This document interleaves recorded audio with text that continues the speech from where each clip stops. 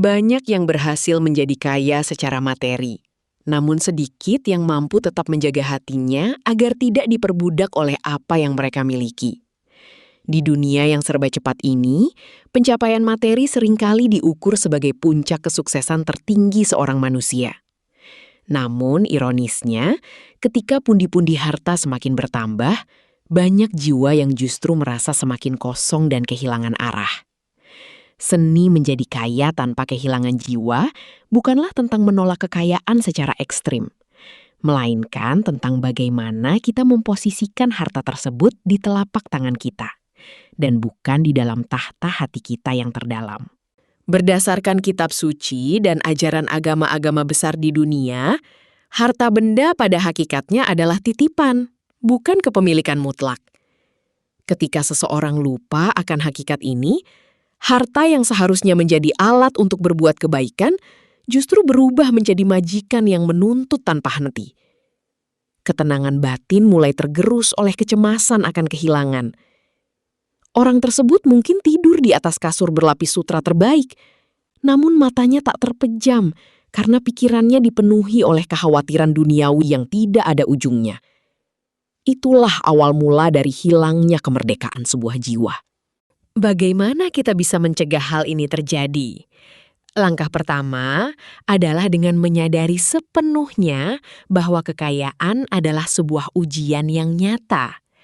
Menjadi kaya bukanlah tanda pasti bahwa Sang Pencipta lebih mengasihi kita dibandingkan mereka yang hidup dalam keterbatasan. Sebaliknya, kekayaan adalah tanggung jawab yang sangat besar. Setiap keping emas dan setiap lembar uang yang kita miliki akan dimintai pertanggungjawabannya kelak.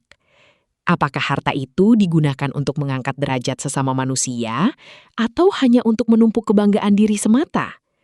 Kesadaran inilah yang akan senantiasa menjaga kaki kita tetap menginjak bumi. Sangat penting untuk melatih kerendahan hati secara sadar setiap hari. Ketika kita berada di puncak materi, pujian dan penghormatan dari sesama manusia akan datang silih berganti menghampiri kita. Jika tidak berhati-hati, pujian tersebut bisa meracuni hati dan menumbuhkan benih-benih kesombongan. Oleh karena itu, menurut kebijaksanaan spiritual kuno, seorang yang kaya harus lebih banyak bersujud dan menundukkan kepalanya di hadapan Yang Maha Kuasa. Menyadari sepenuhnya bahwa tanpa izinnya, segala kekayaan yang dikumpulkan dengan susah payah selama puluhan tahun dapat lenyap hanya dalam sekejap mata. Menjaga jarak emosional dengan harta benda adalah kunci utama dari ketenangan jiwa. Bayangkan, harta sebagai air segar yang mengalir di sebuah sungai. Kita diizinkan untuk mengambil air tersebut untuk minum dan menyuburkan tanaman kita, namun kita tidak boleh mencoba menggenggam aliran air itu erat-erat dengan kedua tangan kita. Ketika kita terlalu terikat secara emosional pada hasil materi, setiap fluktuasi ekonomi akan terasa seperti kiamat bagi jiwa kita. Sebaliknya, jiwa yang merdeka akan tetap tenang walau badai finansial menerpa. Karena ia tahu sumber kebahagiaannya bukan pada benda mati. Mari kita merenungkan lebih dalam tentang konsep kedermawanan. Dalam berbagai ajaran spiritual yang luhur, memberi bukanlah cara untuk mengurangi jumlah harta, melainkan cara ampuh untuk menyucikannya. Sedekah, perpuluhan, atau sumbangan amal adalah tameng spiritual yang melindungi hati dari penyakit keserakahan yang merusak. Ketika kita memberikan sebagian dari kekayaan kita kepada mereka yang sangat membutuhkan, kita sebenarnya sedang melatih ego kita untuk melepaskan kendalinya. Kita membuktikan kepada diri kita sendiri bahwa kitalah tuan atas harta yang kita miliki, dan bukan sebaliknya. Keindahan sejati dari seorang hamba yang dikaruniai kekayaan raya adalah ketika kekayaannya sama sekali tidak mengubah kesederhanaan sikapnya. Ia mungkin memiliki akses ke makanan-makanan paling mewah di penjuru dunia. Namun lidahnya tetap senantiasa mensyukuri secangkir air putih dan sepotong roti yang sederhana. Ia mungkin mampu membeli pakaian-pakaian paling mahal yang dirancang khusus. Namun penampilannya tetap bersahaja dan tidak mencolok untuk memancing rasa iri orang lain. Kesederhanaan di tengah kelimpahan adalah tanda kedewasaan spiritual yang sangat tinggi dan jarang sekali ditemukan di zaman ini. Terkadang, ujian kekayaan jauh lebih berat dan menipu daripada ujian kemiskinan. Dalam kemiskinan, manusia secara alami akan terus mengingat Tuhannya, karena mereka sangat bergantung pada pertolongannya setiap hari untuk bertahan hidup. Namun dalam kelimpahan kekayaan, ilusi kemandirian mulai muncul secara perlahan.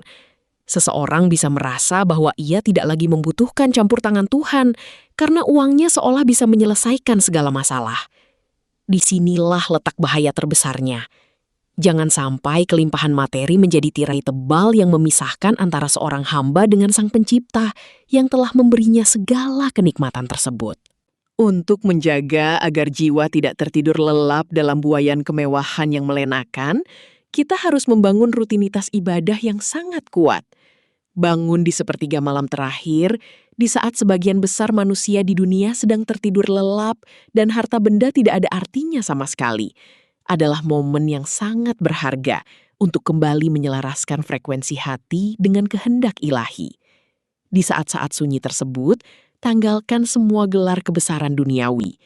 Menangislah memohon ampunan, karena air mata penyesalan dan kerendahan hati di hadapan Tuhan jauh lebih berharga daripada tumpukan berlian. Kita juga harus sangat berhati-hati dengan sumber dari kekayaan yang kita kumpulkan. Harta yang diperoleh dari cara yang tidak etis, menindas orang yang lebih lemah, atau melanggar aturan agama, selamanya tidak akan pernah membawa keberkahan ke dalam hidup kita. Meskipun jumlahnya mencapai triliunan, harta yang tidak halal hanya akan menjadi bahan bakar kegelisahan di dalam dada. Ia akan merusak keharmonisan keluarga, mengundang berbagai penyakit hati, dan menjauhkan rahmat Tuhan. Oleh sebab itu, integritas dan kejujuran dalam berbisnis adalah fondasi kokoh yang tidak boleh ditawar sama sekali oleh seorang pencari jalan spiritual. Pergaulan juga memainkan peran yang sangat krusial dalam menjaga kesucian jiwa. Jika kita hanya bergaul dengan sesama konglomerat yang selalu membicarakan tentang barang mewah, liburan eksklusif, dan penambahan aset tiada henti, maka lambat laun hati kita akan ikut terwarnai oleh nilai-nilai materialistis tersebut. Luangkanlah waktu secara rutin untuk duduk berbaur bersama mereka yang miskin, anak-anak yatim, dan orang-orang yang sedang menderita sakit di pinggiran kota.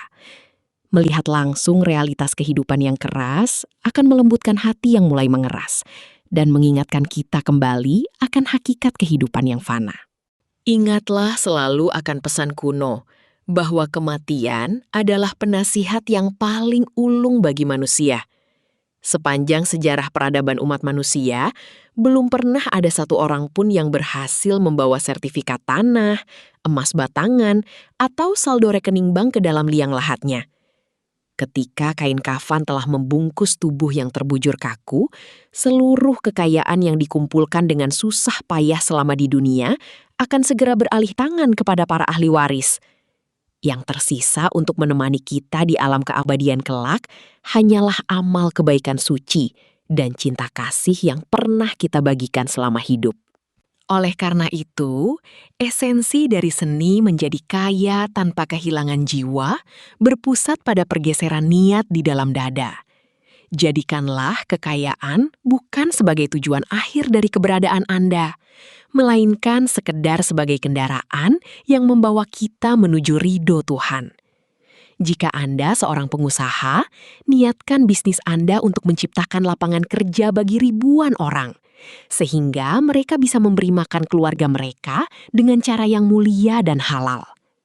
Jika Anda seorang profesional bergaji tinggi, niatkan pendapatan Anda untuk membangun tempat ibadah, menyokong sekolah gratis, atau mendirikan rumah sakit untuk kaum duafa.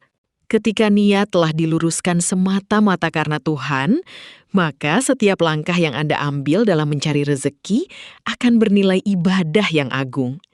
Rapat bisnis, negosiasi yang alot, dan perencanaan strategis yang Anda lakukan setiap hari tidak lagi hanya sekedar mengejar angka-angka profit, melainkan berubah menjadi sebuah bentuk pengabdian suci kepada Sang Pencipta. Anda akan bekerja dengan penuh keikhlasan, tidak mudah putus asa pada saat mengalami kegagalan, dan tidak menjadi sombong saat meraih kesuksesan besar. Inilah yang disebut dengan keseimbangan sempurna antara pencapaian gemilang duniawi dan keselamatan ukhrawi. Ada sebuah ungkapan spiritual yang sangat bijak, yang mengatakan bahwa dunia ini ibarat sebuah bayangan. Jika kita mencoba berlari mengejarnya, ia akan terus bergerak menjauh dari kita, tanpa pernah bisa ditangkap seutuhnya. Namun, jika kita berbalik arah dan berjalan tegak menuju cahaya Sang Ilahi, bayangan dunia itu justru akan tunduk dan mengikuti kita dari belakang. Ketika kita tidak lagi terobsesi secara gila-gilaan pada kekayaan, secara ajaib, pintu-pintu rezeki justru sering terbuka dengan sendirinya, memberikan kita kelimpahan materi yang dibarengi dengan kedamaian dan rasa syukur yang mendalam. Mari kita sejenak mengevaluasi diri kita masing-masing. Coba tanyakan pada lubuk hati yang paling dalam. Jika besok pagi, seluruh kekayaan yang kita miliki saat ini tiba-tiba diambil kembali oleh Yang Maha Kuasa, apakah kita masih bisa tersenyum ikhlas dan berkata bahwa Tuhan itu maha baik? Ataukah kita akan hancur lebur dalam keputusasaan yang kelam dan menyalahkan takdir? Jawaban jujur dari pertanyaan ini akan menunjukkan di mana sebenarnya kita meletakkan rasa aman kita. Jiwa yang sungguh merdeka tahu bahwa rasa aman sejati hanya berasal dari ikatan spiritual dengan Penciptanya, bukan pada deretan angka di rekening bank. Mengendalikan keinginan adalah latihan spiritual seumur hidup, terutama bagi mereka yang diberkahi dengan kekuatan kekayaan. Di era modern ini, di mana segala bentuk kemewahan dapat dibeli dengan sangat mudah, kemampuan untuk berani berkata tidak pada keinginan yang berlebihan adalah wujud dari kebebasan sejati. Kita tidak membeli sesuatu hanya karena kita mampu membelinya, tetapi kita mempertimbangkan apakah benda tersebut memang memiliki nilai manfaat yang baik dan tidak berlebihan. Mengurangi gaya hidup konsumtif akan memberikan ruang yang lebih luas dan bersih bagi perkembangan nilai-nilai spiritualitas di dalam diri kita. Jangan pernah melupakan pentingnya mempraktikkan rasa syukur yang aktif. Bersyukur bukan hanya sekedar mengucapkan kalimat pujian kepada Tuhan di bibir saja, melainkan harus diwujudkan dalam tindakan nyata sehari-hari. Menghargai setiap suap makanan yang tersaji di meja, merawat dengan baik barang-barang yang sudah dimiliki agar tidak cepat menjadi limbah yang terbuang, dan menggunakan nikmat kesehatan serta waktu luang untuk hal-hal yang bermanfaat bagi sesama.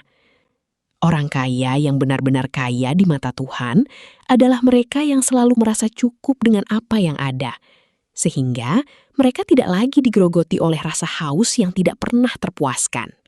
Kekayaan juga memiliki kekuatan yang sangat besar untuk mengubah struktur sosial masyarakat menjadi lebih baik.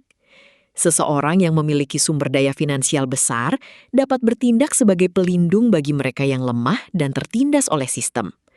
Berdasarkan ajaran berbagai kitab suci, para pemimpin dan hartawan ditugaskan sebagai wakil Tuhan di muka bumi untuk menegakkan keadilan dan menyebarkan kasih sayang yang luas.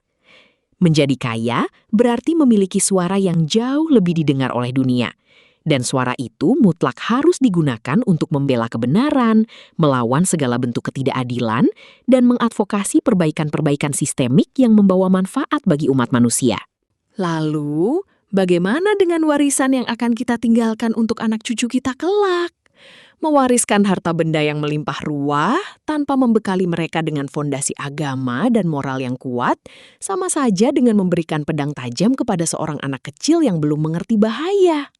Banyak dinasti keluarga besar yang hancur berantakan karena anak-anaknya saling bertikai memperebutkan harta warisan orang tuanya. Oleh karena itu, warisan paling agung dan terbaik yang bisa ditinggalkan oleh orang tua yang kaya adalah teladan hidup tentang kesederhanaan, kedermawanan, ketakwaan, dan cinta kasih yang tulus kepada sesama manusia dan alam semesta. Pada akhirnya, perjalanan jiwa manusia adalah perjalanan yang sangat sunyi dan bersifat pribadi. Di tengah keramaian pesta-pesta mewah yang meriah, di balik pancaran lampu-lampu kristal yang berkilauan menyilaukan mata, dan di atas kendaraan-kendaraan eksklusif bernilai miliaran, Jiwa kita terus-menerus mencari makna sejati dari eksistensinya di alam semesta ini. Jika kita mau mendengarkan dengan saksama, suara batin kita sebenarnya selalu merindukan kepulangan ke rumah yang sesungguhnya. Kepulangan kepada Zat yang Maha Suci. Segala pernak-pernik duniawi yang kita kumpulkan ini hanyalah pemandangan sementara di sepanjang jalan, dan bukan tujuan akhir dari perjalanan spiritual panjang umat manusia. Jadikanlah kekayaan yang Anda miliki sebagai pelayanmu yang paling setia, dan jangan pernah membiarkan ia menobatkan dirinya sendiri sebagai raja zolim yang mengatur seluruh pikiran dan perasaanmu. Jadilah engkau seperti sebuah kapal besar yang berlayar gagah di atas lautan kekayaan dunia. Selama air laut tidak dibiarkan masuk ke dalam lambung kapal, maka kapal itu akan terus mengapung dengan aman dan perlahan mencapai pelabuhan tujuannya. Namun ingatlah selalu, sekecil apapun kebocoran yang membiarkan air laut kecintaan dunia itu masuk ke dalam hati, perlahan tapi pasti ia akan menenggelamkan jiwa ke dasar lautan kebinasaan yang sangat gelap. Semoga kita semua senantiasa diberikan kekuatan iman dan kesadaran batin untuk terus menjaga cahaya suci di dalam palung hati ini. Biarlah kita bekerja keras dan mencapai puncak kesuksesan finansial tertinggi yang bisa kita raih di dunia ini.